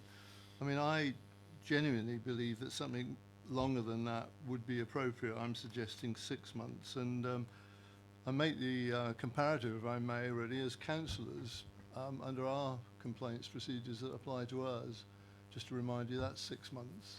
Anybody can make a complaint against a council like me within a 6-month period, and I don't think that it's unreasonable to suggest that's a reasonable comparator for me to draw out, really. I think it should be 6 months. There are situations I could anticipate where something develops over a period, it doesn't become clear, there are extenuating circumstances, and I know that's referenced within the document, which actually give rise to a more complete and considered position, which would result in a complaint being made, but over a longer period. And I think it should be 6 months rather than 3 months. That's the only amendment I make to this, which is obviously a sort of national guideline template, really, which is adopted here. The rationale behind the 3 months is because obviously we're required to mirror the normal staff disciplinary process, and it's 3 months within that, but that's 3 months from when the information became known, not or the incident occurred, not necessarily if you didn't know about it and 3 months have gone by, you can't make a complaint. So it operates on the basis of when the incident becomes known. The only point I make, I mean, we're repeatedly told these are not, quote, like ordinary staff, these particular officers. I don't mean to say that in any facetious way, but there are certain things which are distinctly different in regard to the role and responsibilities of statutory officers, which are distinctly different. So the comparator there, I think, with most other members of staff is not appropriate in my view, and I think something separate should be determined. Anyway, I make the suggestion, and other members of the committee will support or not that position, Chair, really. I say it should be 6 months. Any comments on that amendment? Otherwise, I think we could take it to a vote.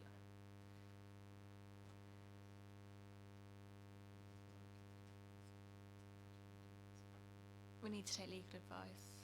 Okay. Could we take a vote now and then seek legal advice, or we need to have legal advice beforehand? Okay.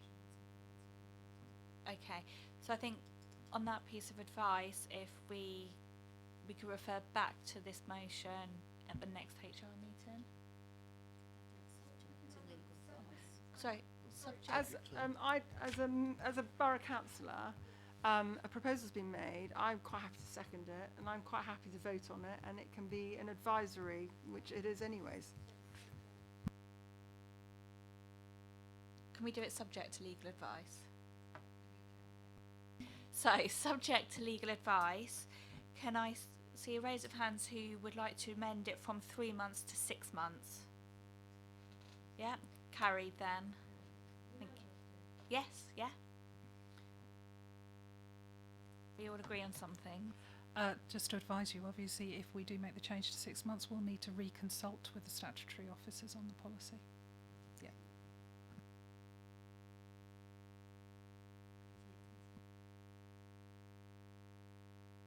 So once we've had that legal advice, are you okay to confirm back to the committee via email? As I said, I'll need to reconsult with the statutory office and take their views on it. Yeah, And then you can feedback after then I'll appropriate. feedback the outcome of the consultation and the legal advice. Okay, Yes. thank you. Councillor Potter. Just to make the one observation, I mean, we were advised hitherto that this lays within the discretion of the local authority itself to determine what this period should be. That's what it actually says, which is what I was seeking to do there, really, contrary to the recommendation made. Nothing more complicated than that. And I don't know what the legal advice would be on, quite frankly, because the law in this regard, covering this disciplinary process, is pretty clear. But, so be it, really. I'm sure there's a set of lawyers all that respond to this somewhere along the line.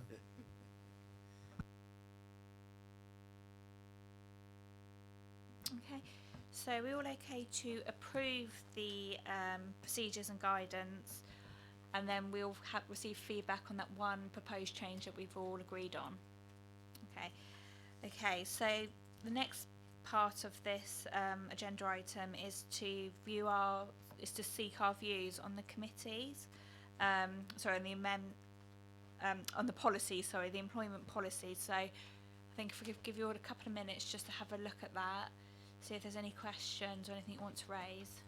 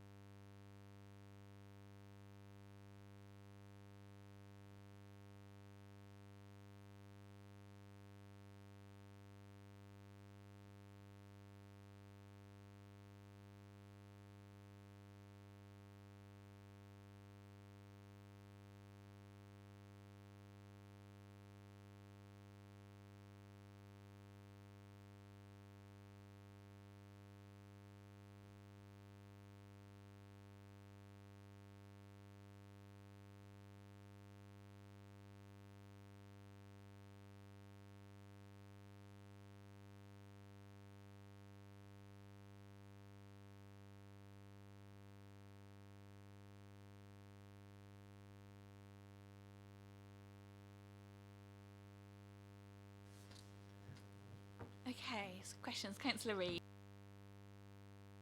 Thank you, Chair. I was going to suggest some policies that I'd be interested in looking at if the rest of the committee agree. In the light really of the conversations we've already had today, the disciplinary policy and procedure, the 2 grievance policies, and then over page, recruitment and selection policy, redundancy handling policy, and whistleblowing.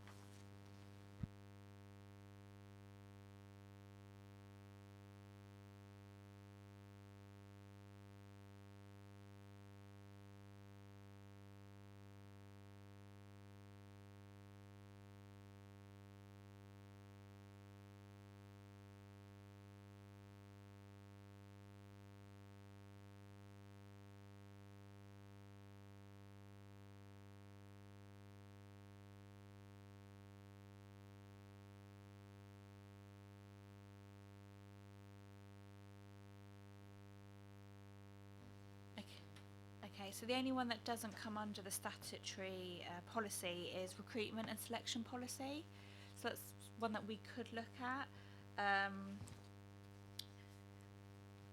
But I just wondered if we have, from memory, we have reviewed that before, but I think certainly something we can bring back to the table and look at again. Councillor Potter, you had a question? I was genuinely not sure what on the back page the sanction policy relates to. I guess I should know these things, but I don't, and I'm intrigued by that, really. I wasn't sure, picking up on your last comments, I mean, are you saying that some of these don't fall within our remit, even if we want to look at them? It was more for information as much as anything, really, and I know we should, I should be up to speed, but I'm not. I just wondered, really, familiarity with some of these that... So the policies Councillor Reid read out, so for example whistleblowing, that is a statutory policy, so we would be looking at that anyway. So in addition to what Councillor Reid said, recruitment and selection it will be an extra. Okay. Councillor Gardner. We've got a lot of policies here which I suppose ultimately we do have some responsibility for, even if we delegate them to officers. So perhaps there is an argument that says they should be brought to this committee on a rolling basis, just so that we can have sight of them.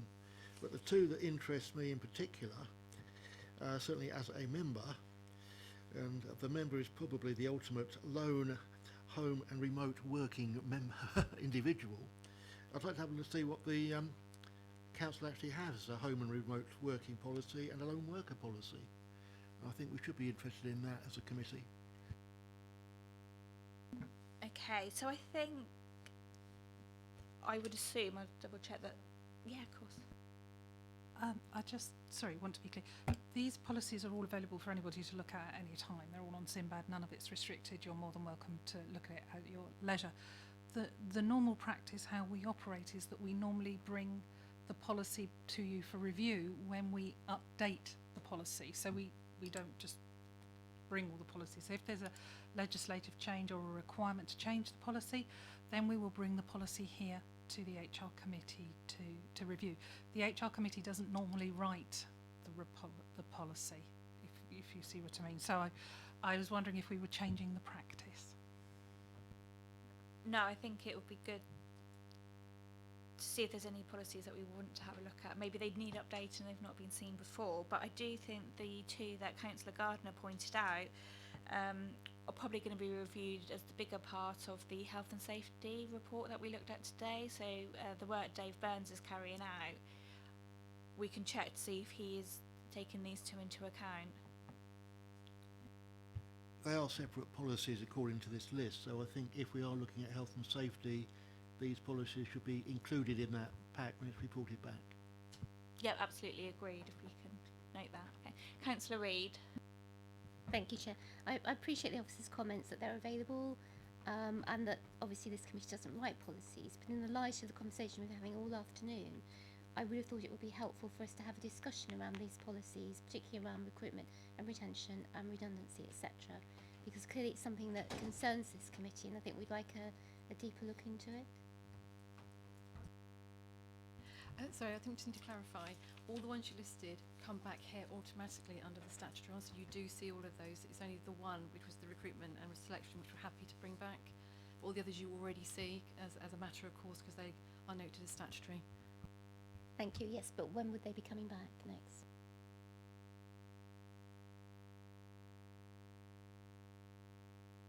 Yeah, so I kind of feel we're going round in circles a little bit because, yeah, absolutely, I understand they would just come back as a matter of course. What I'm asking for is for them to come back here for a more general discussion to inform members about what the policies contain. I appreciate we can all go and read them, but we've all got some fairly serious concerns as a result of various things that we've discussed this afternoon. So I would have thought it would be helpful, rather than us just being an occasional rubber stamp, that we were able to actually have a look at them in depth and have a discussion about them with officers' assistance. Completely agree with you, Councillor Reid. I've just been referred to page 61. There's the next review date, so a lot of them are taking place in 2020 and 2021. So I think, looking at the dates, we'll try and fit them into the different committees. If not, we can, I mean, I'm happy to set up an additional HR committee just to make sure that I think maybe the April one would fall out of the March meeting. So we can review it then. Yep, Councillor Cubitt. I completely concur with Councillor Reid. I think she makes some very good points, as does Councillor Potter and indeed all of our fellow members of this team. And I refer to a comment that I made earlier, which is in the event of a headline hire going forward. I would like, for example, it to be explicit within the modus operandi that our council applies in the future for hires, that the hidden costs are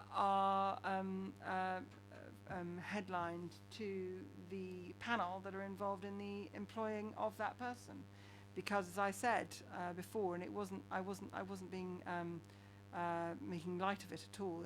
I see it as a very serious concern. But I think it is extremely important that when we're faced with someone from Tesco's, Sainsbury's and Rushmore, therefore there is an explicit inbuilt cost to the person from Rushmore that wouldn't be there for the Tesco's or the Sainsbury's hire. Jackie, are you able to comment on that point? Yes, we can't discriminate on those grounds, so we wouldn't be able to identify those type of costs. Councillor Cubitt, have you got a supplementary? I'm just going to say, as a borough councillor, I don't see that as discrimination. I see that as a real hard line economic cost, and in no way, shape, size or form is it discriminatory.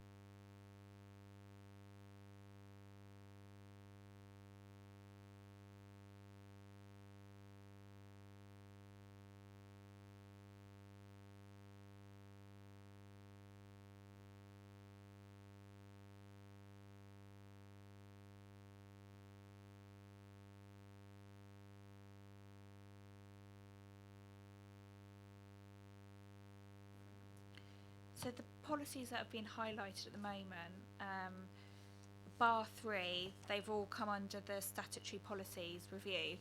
So can I check for Councillor Gardner's policies, so home and remote working and lone worker, that we're okay to review it as part of the report that Dave Burns pulls together?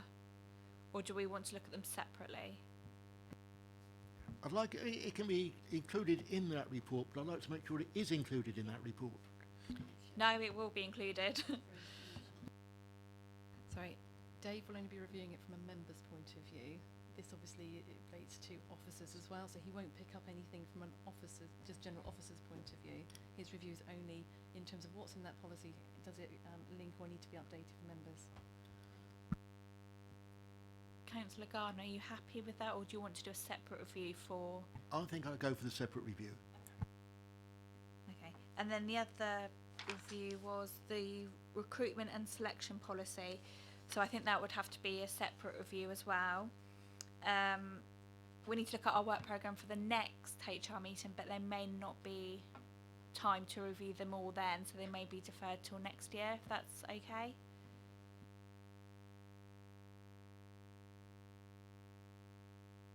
Councillor Cubitt. Sorry, Madam Chairman. well, firstly, our tenure finishes in May next year, and I'm hoping you're not talking about the administrative year. You're talking about the annual year, because I would like the papers to be brought to this committee before May next year in relation to the policies that have been cited by Councillor Reid. So it would be the March meeting effectively. We can put some of them in the March meeting, yes. Yeah, Councillor.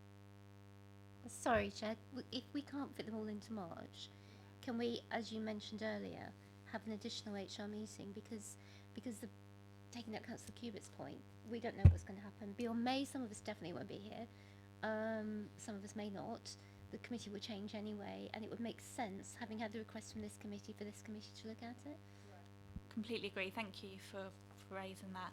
So I think if we see what we can put into the March meeting, and then probably a second meeting, I'm thinking maybe February time, just, yeah, I think April will be a bit of a bad time for all of us. Yeah, we'll be a bit busy. Well,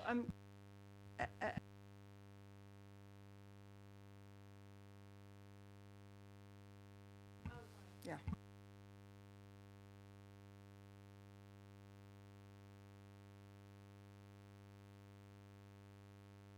We've got our 3 individual policies that we need to look at before the end of March. So we've got the March meeting, and we'll look to table another meeting in February.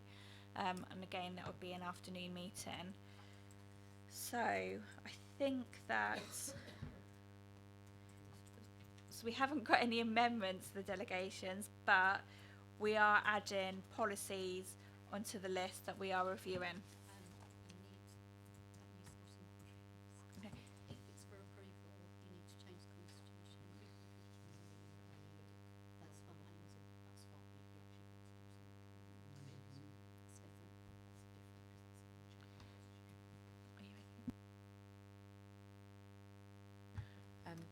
Hi committee, my name's Sarah Cragg, I'm the new Head of HR and OD. Just to make the point that if we want to add any policies to the list that you currently approve, then that needs to go to the monitoring officer, because that is a changing constitution. If you just want to look at the policies because you want us to talk through what's in there, more than happy to do that. But actually, if we are going to be adding it to your list for approval, then that is an amendment to the current constitution.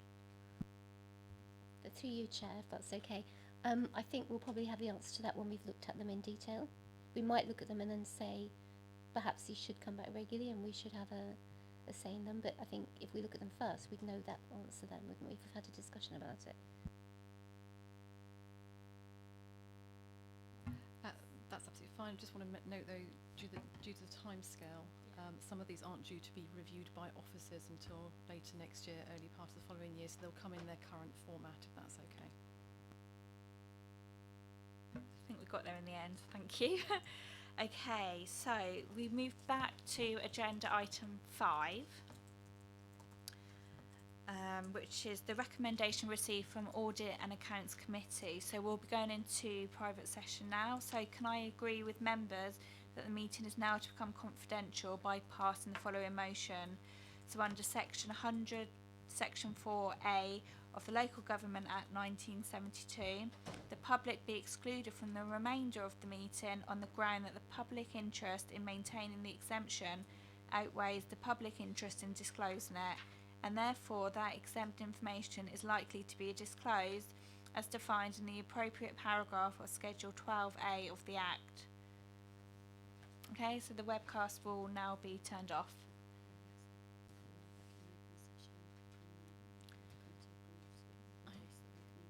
Okay, so we're back online now, and just to confirm that the committee has agreed to endorse the recommendation from Audits and Accounts, so thank you. Okay, on to our final agenda item, number 13, is the review of our work programme. So currently we've got the pay project update and the flexible working for staff. And then the other points that I've noted from today to add from my scribbles. So the report and the health and safety manual for members from Dave Burns to come forward. The review of the termination costs, and then as per the last discussion we just had on the policy, so look at the home and remote working policy for staff as well as the lone working policy, and then the recruitment and selection policy. And to fit all them into our timings, we would have to have an additional February meeting. So I think we'll send out an email with a few suggested dates on there. Is there anything that members would like to discuss or add to the work programme? Yep, Councillor Cubitt. I don't know what my fellow members think, but I think in terms of gravity, I'd be happy to waive the Dave Burns report until after the election. And I would be happy if Councillor Gardner was happy to waive his evaluation of lone workers and until after the election, because that would be relevant to the new members as well as the old, and that it would be more prudent and sensible to have in the March, if at all possible, because I can imagine that it's going to be incredibly difficult to find an alternative date, additional date to meet, that in the event that that were to happen, that we could fit in the request that Councillor Reid has made into the already scheduled March event. I don't know what my members feel about that.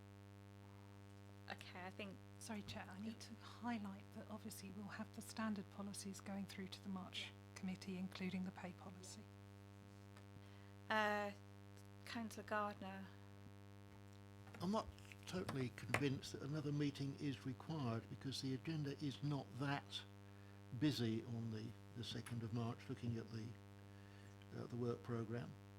So I think we could probably cram everything into that meeting if the papers are available. Second point is we've only got the work programme up to the March meeting.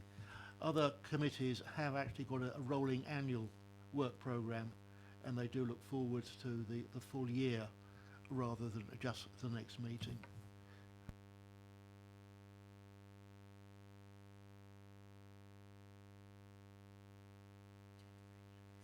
So at the moment, all our reports go up to March. We've got nothing else scheduled at this moment. And our standard policies, they are quite lengthy at times to go through. I suppose my thinking about the additional February meeting is not all members will be here, but if we're all in agreement that we won't have the additional meeting, and we'll carry, as per Councillor Cubitt's suggestion, into it'd be the later one after the elections. If we're in agreement to that, that's fine. Yeah, Councillor Gardner, I don't know if you've got any. My preference is to look at them in March if possible. So if possible, we'll put them in March. If not, they will be carried over. Yeah. I'm not expecting officers to do the impossible. So if possible, yes, but if not, let's move the standard procedure policies to the May one. We can't. Why? The standard policy that goes to you in March is the pay policy, and there's legal timescales attached to the pay policy, and it's quite a lengthy policy, and it's one you would want to give considerable scrutiny to. Obviously, that policy sets the pay for the following year, etc. We have to review that in March. Okay, so we'll see what we can put on the March one. Pay policy has to stay, and then we'll take it from there. Okay? Yeah. Okay, so it's 14:35 and the meeting is now closed. Thank you.